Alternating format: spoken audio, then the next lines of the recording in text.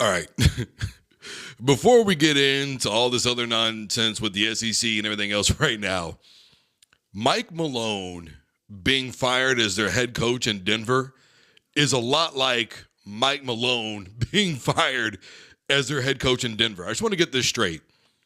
8 seasons, championship. They're currently 4th in the Western Conference right now. I tell you what, and the GM is gone too. There is something else going on. I don't know what it is, but I will say this. If it's one of those situations like Milwaukee, ask them how it's all working out right now with Doc Rivers. Because they not only fired a really good head coach, they got them a championship, but then they fired another head coach when they were, 35-13?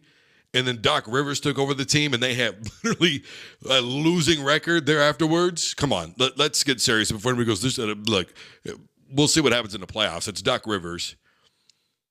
I'm just saying, nobody knows what the hell's going on. You can bet that tomorrow morning there's going to be something explosive about this. I mean, because, the Nuggets, they're going to have to come out and answer the question, hey, why did you do this? 4 games left in the regular season? Are you kidding me? That's, wow. Bananas. For anybody goes, well, this is what shows you it's a players' league. Really, though? Because last I checked, Milwaukee went through 2 solid basketball coaches, but allegedly players were whining about them. To me, if I'm a GM, if I'm an owner, you could complain about the head coach all you want to. If I'm winning games, whatever he's doing is working. I'm not really inclined to listen to my guys. And if Giannis or somebody wants to go, bye. You're a superstar and everything, man, and you're not on every block. But there's a free agent somewhere or someplace that will want to come and play. You can try and put out the APB all you want to. If I've got to, I'll start over from scratch. But what's going on in Milwaukee, it's not working all that great. So we'll see what happens. In the meantime, here we go again. Right now is the SEC, the best basketball conference in all of college sports. First of all, I hate it because it takes away from what Florida did. 9 minutes left to go in that game, and I think everybody thought Houston had that thing under control, and they figured it out. What's frustrating is how it diminishes the accomplishments of those athletes. That's what upsets me the most about this whole thing. And I don't think anybody really thinks about that aspect. It takes away from what Florida did in back-to-back years with Billy Donovan. It takes away, and Joakim Noah and that whole crew. It takes away from what they accomplished. It takes away from what the Big East has done. Think about Villanova and UConn. They are not even in power conferences. And look at how they succeed. Or at least how they've succeeded. And by the way, for the record, UConn, in terms of basketball, either the women's or the men's, it hasn't been longer than 4 years for either one of them between those two schools. One way or another, somebody's getting a championship, whether it's the men's team or the women's team. They're getting a championship. Now, that's outstanding. But what are we talking about here? SEC basketball, ACC basketball, Big 12 basketball, Big 10 basketball. We're not talking about how dangerous basketball is in the Northeast. Nobody wants to concede to that, do they? Nope. But why don't they? Well, because these networks have a responsibility to their financial bias, which shifts over who they are going to promote as being the best. Look, the SEC had a phenomenal season this year for basketball. Before anybody goes, well, we've been the best for a while. No, you haven't. Kentucky has been really good, and you had a couple of really successful years under Billy Donovan with Florida. But that was Florida and Kentucky, not the entire SEC. You didn't have Florida, Kentucky, Alabama, LSU. You didn't have team after team after team going through and dominating. Meanwhile, the Big East times the ACC has had Duke, North Carolina, Syracuse,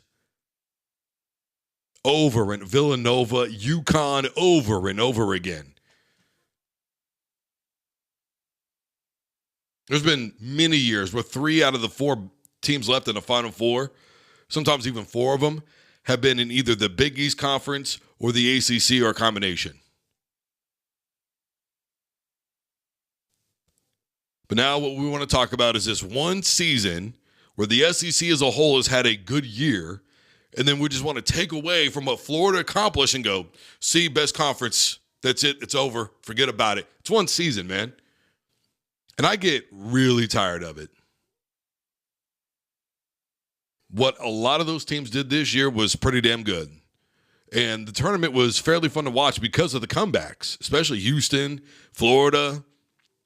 And that Final Four was pretty exciting to watch at the end of the game. Games. But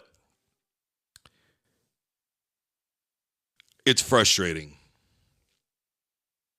It's frustrating because the committee got bashed for the conference football championship playoff games, and I just thought, or the college football playoff, and I just thought, these guys aren't matchmakers. I mean, if that's what you want as matchmakers, then you have to have people that are voting on this stuff that have no bias towards anybody. They literally have no connection to any said university. That's what you're going to have to find.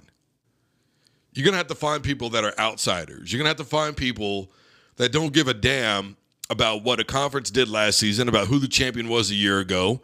What they're going to care about is this year. And that's it. It wasn't even really the fault of Bama or anybody else, because the reality is the committee had Bama ranked above Clemson. But because of the way the system is set up, Alabama fan is allowed to say they got screwed. And don't think that's not done on purpose. Because anybody with a half a brain should be able to go, you can't really rank a team ahead of another team that's going to get in, the other team's going to get out. That doesn't even make sense. Not on anybody's radar. I would love to see the committee go away for all of college athletics and just implement a straight-up playoff system. Well, how do you do that? It's real simple. You have a system for how you get into a conference championship game, don't you? Which, by the way, that's all about to be meaningless now, because already in the CFP, they are discussing whether or not an automatic bid or bye week should be given to the conference champion. Okay, so then at what point does the conference championship game even matter? At that point, it doesn't. And for anybody to say, well, it's all about bragging rights, the bragging right doesn't matter if you're not going to be able to get the bye week. It doesn't matter if you're not going to be able to automatically get in. It doesn't matter if you're not going to get a preference in terms of ranking over somebody else, because somebody who's not the conference champion is still going to get ranked ahead of you, even though they might have more losses than you do. It's literally, this is getting so overly complicated for no good reason that it's not even funny.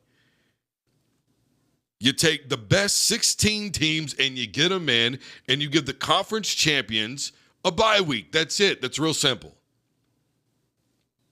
This doesn't need to be quantum physics.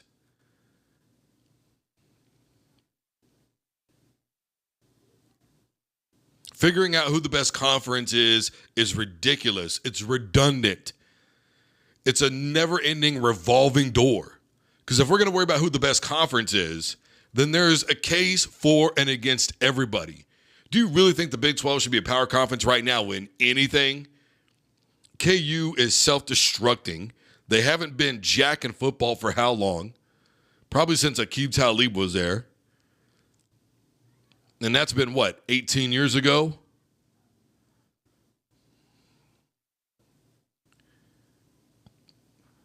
What about Kansas State? What have they done? I'm trying to figure out what Colorado's position is. Texas Tech. Okay, Houston got to the championship. They didn't close the deal. But even then, they haven't been Big 12 for that long. By and large, what has Big 12 done? Mizzou and A&M took off for what they thought were higher grounds, and they haven't done much of anything. They haven't accomplished anything in the SEC. OU, its first year outside of the Big 12, what have they done? Now, I'm looking for tangible evidence here to show me where the Big 12 should be a power conference. the Pac could potentially be coming back. Now, they've already been told that they're not going to be a power conference. Okay, great. So let's say they come back and then they end up with a national champion, whether it's in football or basketball or something. Now, all of a sudden, you change your mind and go, oh, never mind, they're back to a power conference. Think about that, because they looked around and they saw the schools, right, that were interested in trying to make the Pac survive. And they went, no, I don't think so, Tim.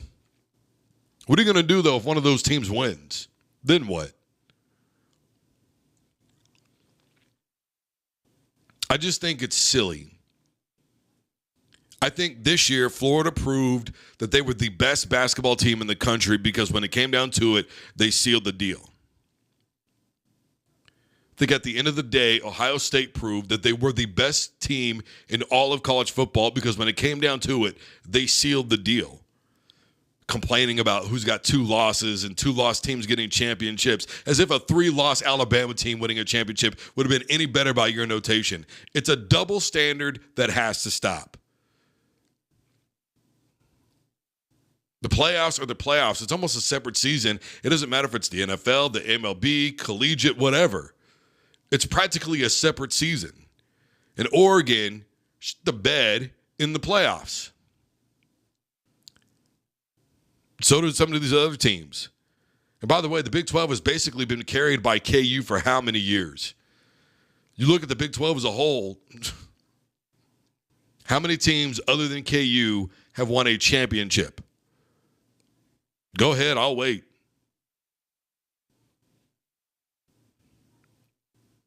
We need to dissolve the idea of power conference. And we just need to congratulate the teams on being the best teams. If you think so-and-so had a weak schedule, but yet they're still a national champion with a playoff, with a big tournament like 64, 68 teams, at that point, can you really discuss whether or not it matters if they played anybody? Well, if they played so-and-so's schedule, they wouldn't be there. We don't know that, because in the playoffs, they played a tough schedule and they ended up winning. Because to me, every game in the playoffs should be considered to be tough, right? Even though the voting system is the way that it is. And by the way, let's not forget, the committee said, hey, look, we were just tasked with doing the top 25. After that, the rules are the rules. So the top 25 polls don't even really matter anymore. I'm just saying. All right, everybody, I am Drew Duncan. Facebook, Twitter, and Instagram is all at Drew Duncan Radio. Or wherever you're listening to podcasts, let me tell you the advice to play the Drew Duncan Sports Show. Everybody stay safe. Take care of yourselves. Have a wonderful rest of your night and or day.